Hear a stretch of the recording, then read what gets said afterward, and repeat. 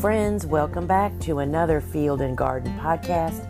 It is your friend Lisa Mason Ziegler, and thanks for joining me here today. And I have a hot topic to talk about today. We're talking about flower farming employees. Really, the employees part could apply any and everywhere. But first, before we dive into our subject today, a couple of things. So if you hear any background noises going on here, this is the first in early July, and we actually have construction going on here at our home.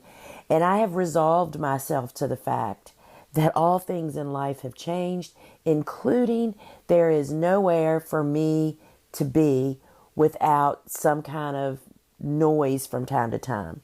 Whether it's a piece of equipment, a saw, a hammer, a man yelling to another man. So I thought y'all would rather perhaps have potentially a little background noise than to have no podcast at all.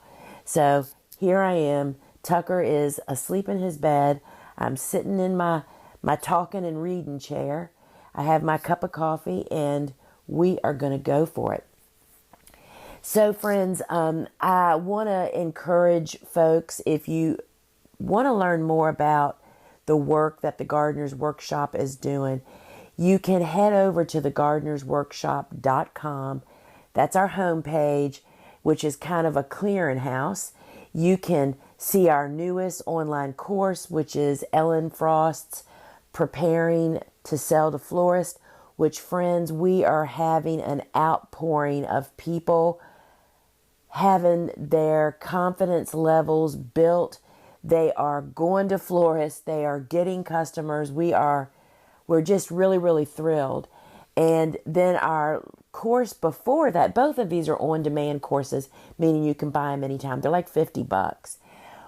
The course before that, which launched, I think, like 3 months ago, is Collectives 101, which is basically telling you what it is and how they work and how you can maybe become involved. A collective is how flower farmers come together as a collective to sell their flowers more efficiently to commercial customers. And friends, it is like what I see as the future of the domestic flower industry.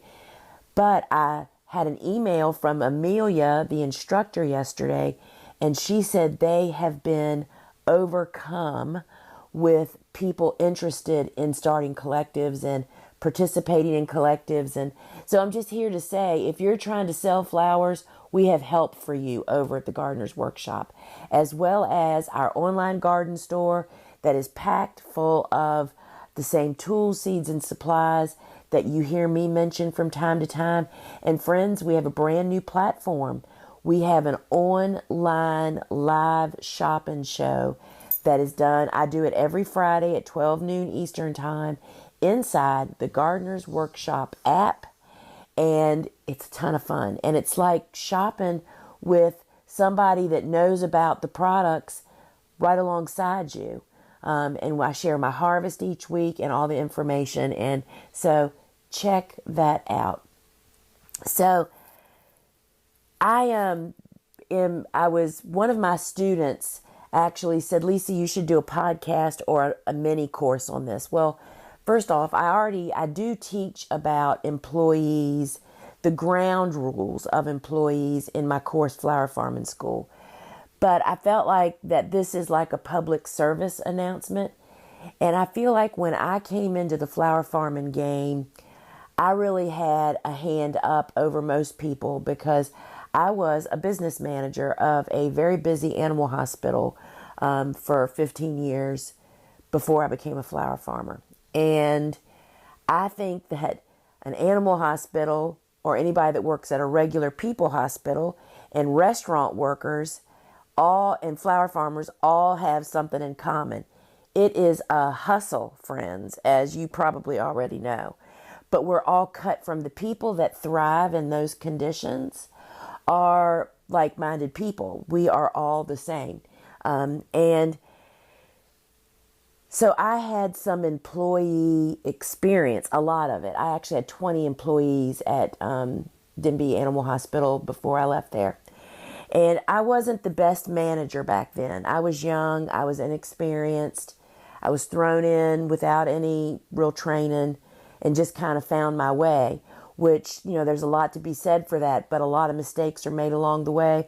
A lot of people are hurt, a lot of money is lost, and I'm hoping I'm going to share a few tips with you this morning that maybe will help you, give you the confidence, and to let you know that there is yet another way. Now, I want to say that I truly believe I have the best crew ever in my business now. I have 14 employees, well, 14 with me. And now I have had some squeakers before, troubles, problems, some that don't work out. But I have learned, I can almost always look back and say, well, of course that didn't work out. The red flags were there. I just didn't recognize them. I chose to not recognize them. And so I am want to just help folks realize when should you get an employee, perhaps the best way to go about doing it, and then who are they, where to find them, maybe, right? So before you even think about hiring people or hiring a person, there are some things that when I say these, you're going to say, I don't have time to do that. Well, friends, I'm here to tell you that you got to figure out, it's kind of like having somebody come clean your home, which I do have. I make that choice. I'd rather, if I didn't have somebody cleaning my house, I wouldn't be doing this podcast. I record podcasts on Saturday morning. If I didn't have someone cleaning my home during the week, I would be cleaning my house right now because that's important to me. It's important to everybody in my family. And it's something that has to be done. But before my housekeeper can come and clean, guess what, friends? I have to get stuff ready for her. No, I don't clean for the cleaning lady, but you got to put your mess away. You have to straighten. She doesn't know where your stuff goes. I don't want her spending her time here moving my stuff. So I have to spend an hour putting away, picking up, straightening, relocating stuff so that she can come in here and do her job and do it well. And that's exactly the same way it is when you have an employee. You have to have some systems. You have to have a way for them to be successful in the job you're hiring them for. And I will be telling you that I think that 95% of people don't have that. From the moment we hire people, we set them up to fail. It is a struggle for everybody involved. So I'm not talking about some fancy systems. I'm just saying you have to be ahead of, you have to know exactly what they're going to do. You have to have it all figured out what they're going to do before they get there. You're going to have everything they need, or at least have the way for them to get what they need to do their job and to do it efficiently, right? Because the whole point is to create more profit, right? Isn't that the reason that we're saying, okay, we're going to get more people to sell more stuff? So when you, and before I dive into when do you decide to hire, you have to also take note of this, friends. The day you decide that it's time for you to hire an employee, which is not a scary thing when you have a few facts, your job, your position, your focus as a business owner, entrepreneur, leadership of your business changes. It is no longer you doing every job. You put on a totally different hat. And if you are a person and there are a lot of people like this, friends, and there's a lot of people that should realize that they're this person and not even go down this rabbit hole of hiring people and trying to grow a business. I have people in my own family that I feel like fit into this pigeonhole, that they have basically, there's two ways that I look at it. You are either creating a job for yourself, that's a sole proprietorship, that's a solopreneur, that's a person that starts doing something as a business and they never hire employees and they just keep on doing it and probably earning maybe good money, but they're not responsible to anybody else. They can stop tomorrow as long as they don't have debt, right? Which is the way I recommend doing everything. And you don't have to worry about anything. However, that's also not a way to scale your business, meaning build your business to create more income. And also, if you get hurt, injured, want a vacation, get sick, your business stops. You are what I call the rainmaker. You're the one that makes and creates all the bucks, right? So some people, that's a perfect fit. You know, some people come into flower farming and say, you know what? I would love for 5 years to create extra income for us to pay towards our mortgage, to pay our house mortgage down, or to put my kids through private school, or whatever, you know, whatever your financial goal is. But at the end of 5 years, I'll revamp. I'll step back and take a look. And then they'll say, well, you know what? Now that my kids are bigger, maybe I am ready to grow a business. So I'm just saying, this is a choice. You own the menu of your business, of which direction it needs to go in. Just because you have people, perhaps, that want to buy your flowers, doesn't mean you have to sell to everybody. You have the ability to pick and choose. Because the day that you say, I'm going to hire a person, everything changes for you. I had a drive to create more income. I knew what it was like to have a business. I had done it previously. I mean, basically, I treated Denby Animal Hospital like it was my business. I felt that sense of responsibility. You know, that's the best employee on the planet, y'all. I feel like personally that my employees feel that way. That's why I have the best crew ever. They treat my business just like it's their own, meaning their sense of responsibility.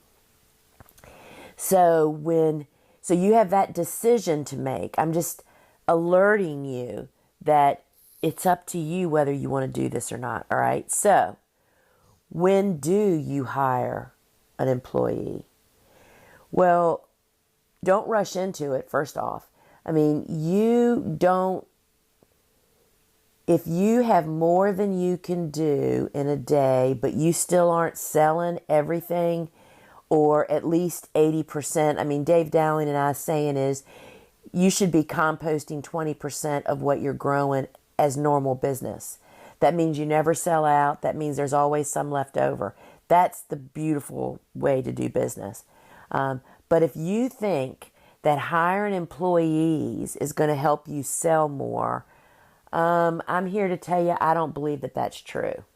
You need to grow your growing operation slow and efficiently and learn how to sell and find customers and ramp your business up after you've figured out the farming part of it. I will say that I feel like most people do their businesses backwards.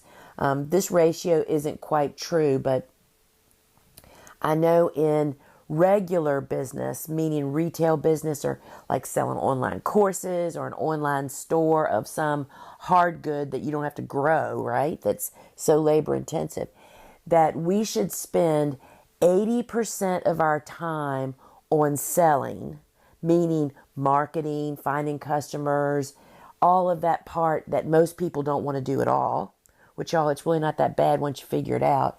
And 20% of the time making the product, meaning growing it, finding it, preparing it.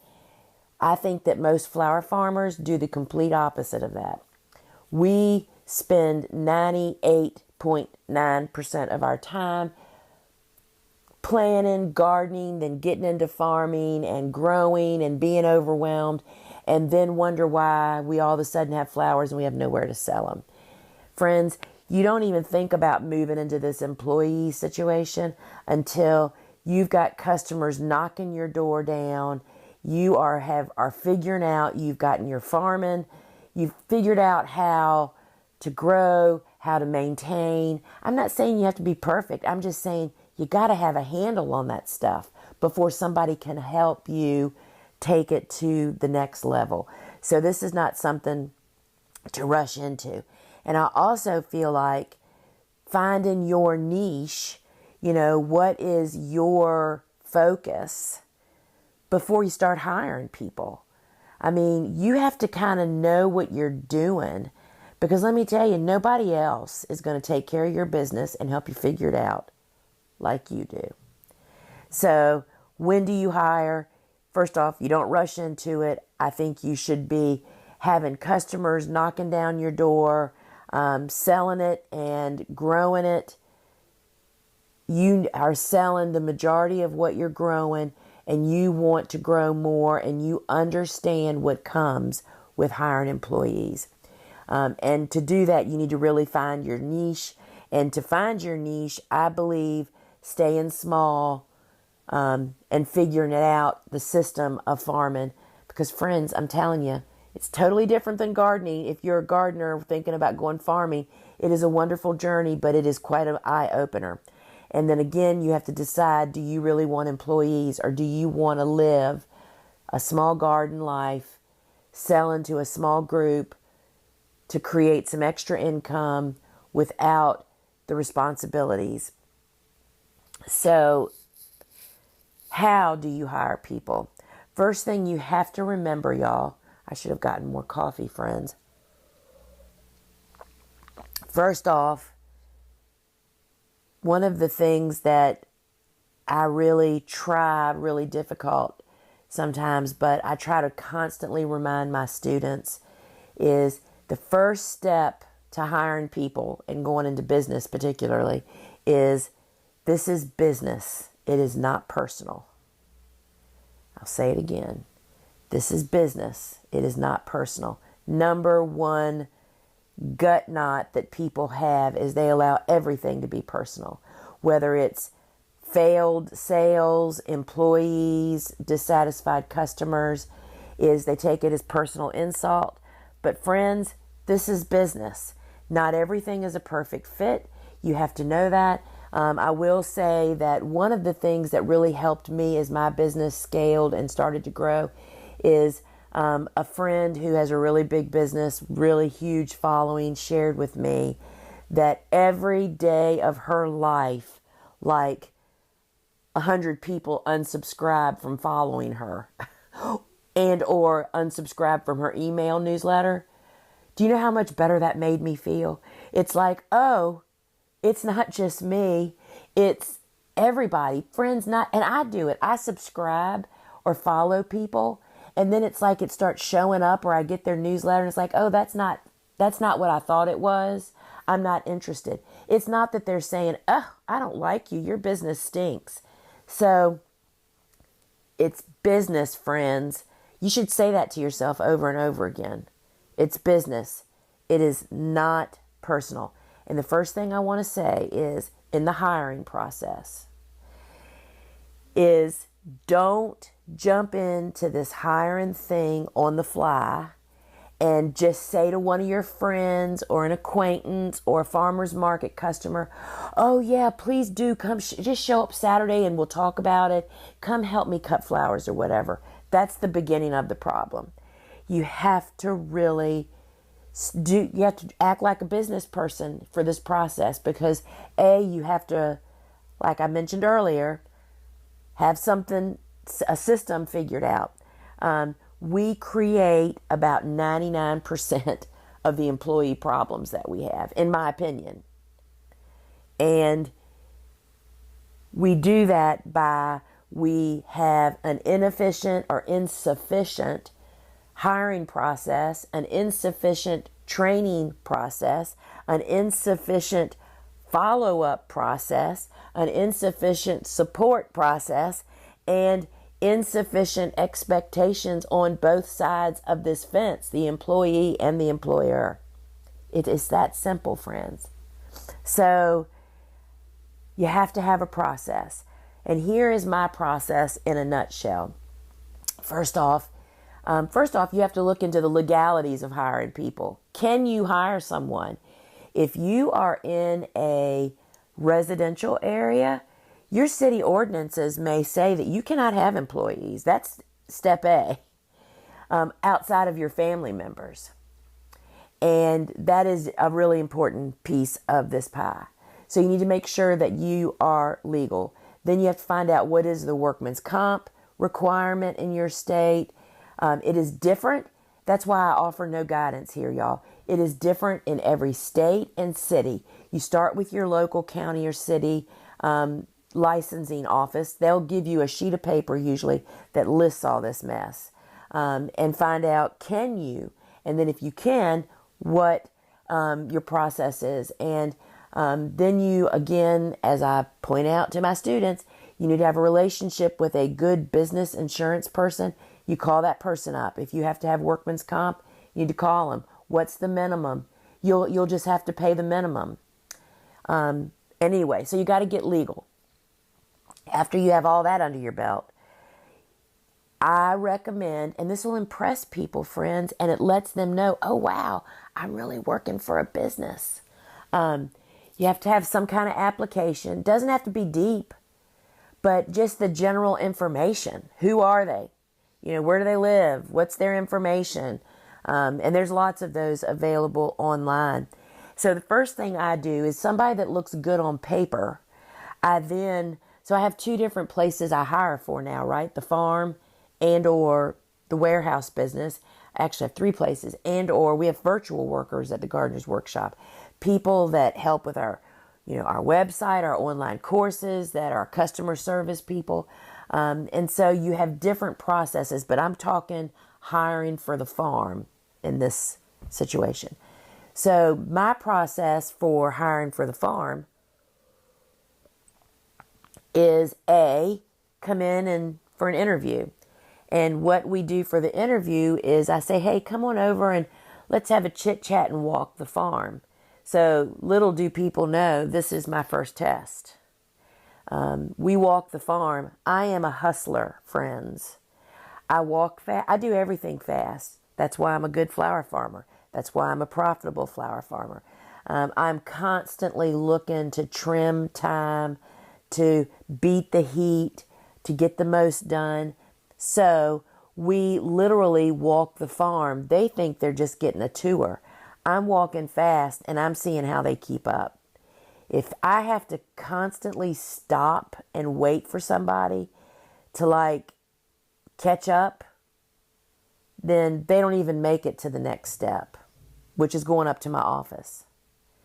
So that's that step.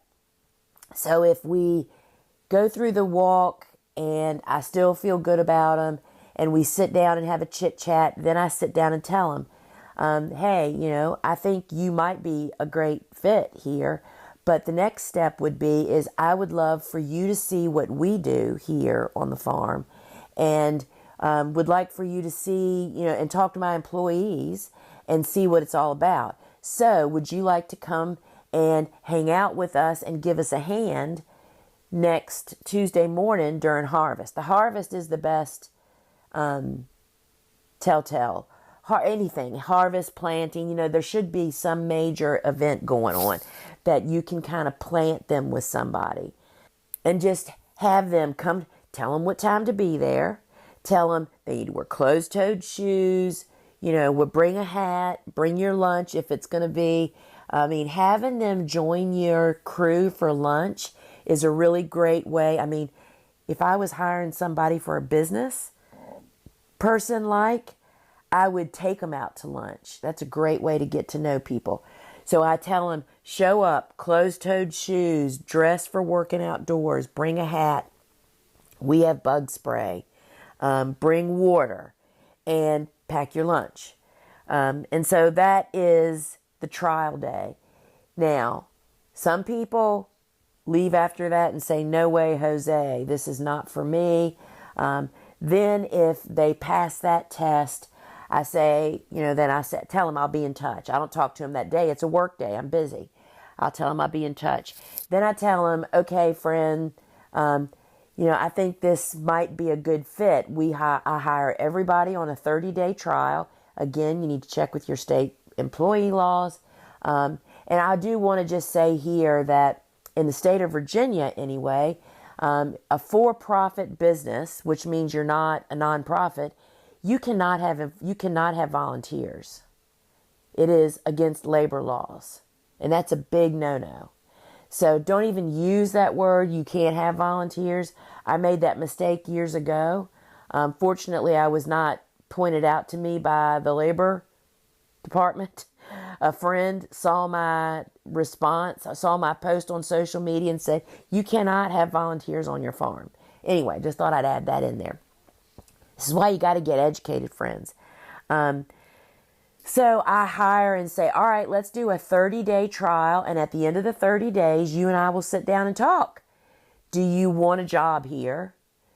And do we want you to have a job here? And I just tell people, we are very frank and honest here.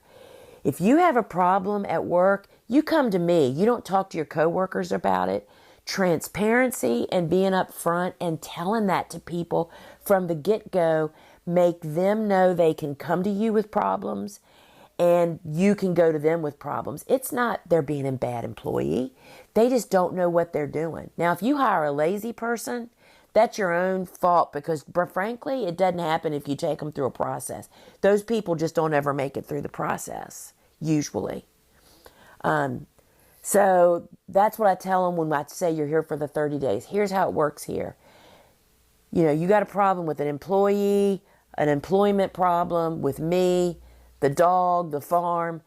Just come to me. We'll fix it one way or another. They don't know it. That fix may be them leaving. But that fix, you know what I mean? They need to know they can come to you. And that just sets the stage for beautiful relationships, friends. So that's how I hire people. And at the end of the 30 days, we sit down and I say, I would really love for you to be an employee here. Or I might say, you know what? It's feeling to me like this probably is not a good fit for you. And just be honest. Just be honest. So, who are some of the best employees that I have found? Because people are constantly saying to me, oh, you should get a teenager to come and help you, thinking that teenagers are full of energy. Friends, I will tell you that of all my years in all my businesses, the strongest group of workers that I have found are empty nesters. Those are people, typically women, that their kids have gone off to college. They've mourned that and they're finding they're ready to go to work. A lot of them may have had careers before, or I tell you, some great ones are people that have retired.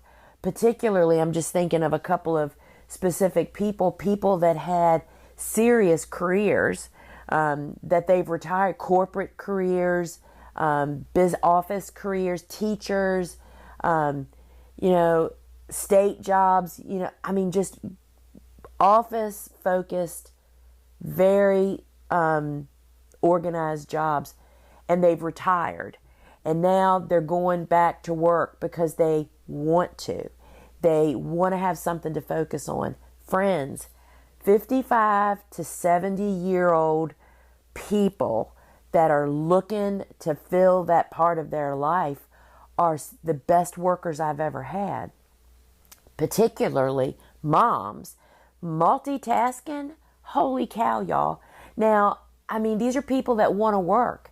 That brings another good part into play for us as flower farmers. These are not people that are needing this income.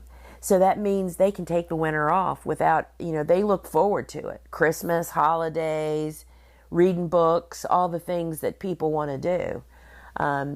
So for a seasonal business like we have, it's really a perfect fit where younger people oftentimes need that income and they're on the opposite schedule. Many of them have young families. They need to be off in the summer. So I just wanted to put that out there that that's what I have found to be, Bobo that y'all have heard me speak of forever has been with me over a decade. Bobo was an empty nester. And I mean, these empty nesters, they show up to work on time or early. They stay late. If you text them and say, hey, pick up toilet paper, please, on the way to work. Or no job is beyond them because they just have they're in a different stage of life. Now, I'm not saying that you shouldn't hire young people. There are surely those out there, but as a general percentage in a pool of people, they are overlooked. I just had to have this talk with a business owner that has a business, and I'm like, why do you constantly go to the young people? There is a pool of people out there that would fit your bill. I think that is really, really overlooked. And so I think that you need to appeal to that group of people. And a lot of times you find those people as flower farmers. If, a really great way to connect, not only connect with local people that want to buy your flowers, is talking to garden clubs. And you could just mention it in your talk, and say, that one of the opportunities on our flower farm is that I have employees, having them come for that half day, you try me, I try you, really is an eye opener. And that fishes those people out that imagine that we're fields of flowers instead of being hot and dirty most of the time. And there's a lot of parts of this job that are very appealing to this group of people. Exercise.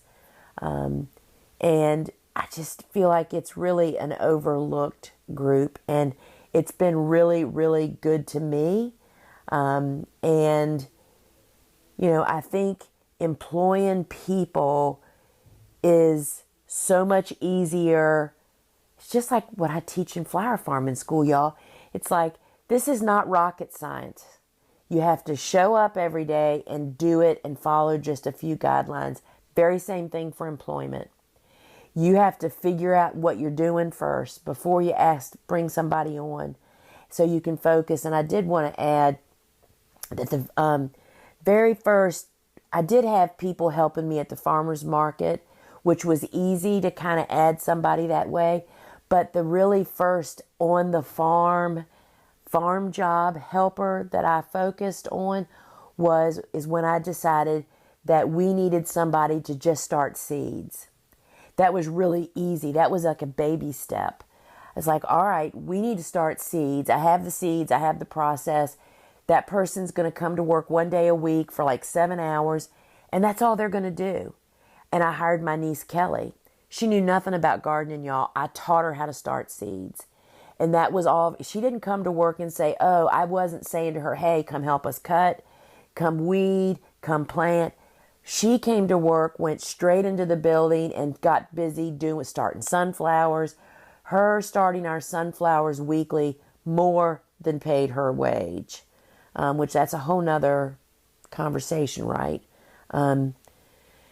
So that really helped me get my foot in. It's like, all right, Kelly starts seeds. She has the process. She kept up with the seeds. She kept up with the system, the calendar, supplies that we needed, what we needed. But I will tell you, just sideline, for that seed starting process, I learned years ago from Mike Hutchison, up at Robin Hollow in Rhode Island. I remember him and Frank Arnowski, both of them saying that the owner should always be the person that waters all the transplants and the seedlings. you see what's going to need to be planted. You know what I mean? Seeing them every day, it's like, all right, next week this group is going to be ready. And you just see up close and personal your seed starting. I'm saying this because that is the root of your business. And you doing the watering, first off, it needs to be somebody's there 7 days a week, right? You got to water every single morning. So that's not what I'm talking about passing off. My seed starter was the person, Kelly showed up every Monday. She spent 7 hours, 7 a.m. to 2 o'clock with a lunch break, starting seeds while everybody else was cutting flowers. So friends, I hope this has helped you see when, perhaps, how. And then the other thing I want to say is you need to treat your employees. My motto, along with that, come to me with everything. You don't talk about other employees to employees. You don't talk about me to employees. Everybody comes to me, that transparency. You have to pay a fair wage and treat people, I don't want to say like family. It is like family, but not like family. Everybody is equal on our team. I do not ask anybody to do a job that I didn't already do for quite some time. We all get hot and sweaty. We all drag stinking leaf bags that have sat in the rain and might pee stinky stuff on you. Shovel, manure, work in the heat, go the extra mile. You build a culture that makes people want to be a part of you. And you do that by charging enough for your flowers so you can pay your employees a fair wage. You can reward them financially. You can treat them like they make a difference and that they're part of your family. And that does not mean that you have a relaxed relationship with that. It means that they are an important part of you. And one little baby thing, something in our family, my family, the Ziegler Mason family, that we always, we're married. I'm married to a plumber, right? One of the meals that we all eat together, it was always Sunday after church, right? And on the rare occasion that there's an emergency plumbing call and somebody had to go rot out a sewer, because we take care of a lot of commercial people on a Sunday morning, we hold lunch. We don't eat until everybody's there. And that's like a little show of respect that everybody is important. We do the same thing at the Gardener's Workshop. When we break for lunch at 12, we don't just sit down and start eating our lunch. We wait till everybody gets to the table. You know what I mean? It's like everybody kind of looks at their phone, or it's just a little honoring for everybody. And it also makes everybody realize, oh shoot, they're waiting for me. You know what I mean? And that's the kind of culture that you want to build. And when you build that culture, people treat your business like it's their own. And I don't mean like they use your stuff like it's theirs. I mean that they respect time and resources. And friends, I'm going to wrap it up. I've gone on a little bit longer than usual, but I feel like this is really a significant part of growing your business. And not all of us are meant to do this. But I do believe that anybody that wants to can, with a few rules. All right, friends.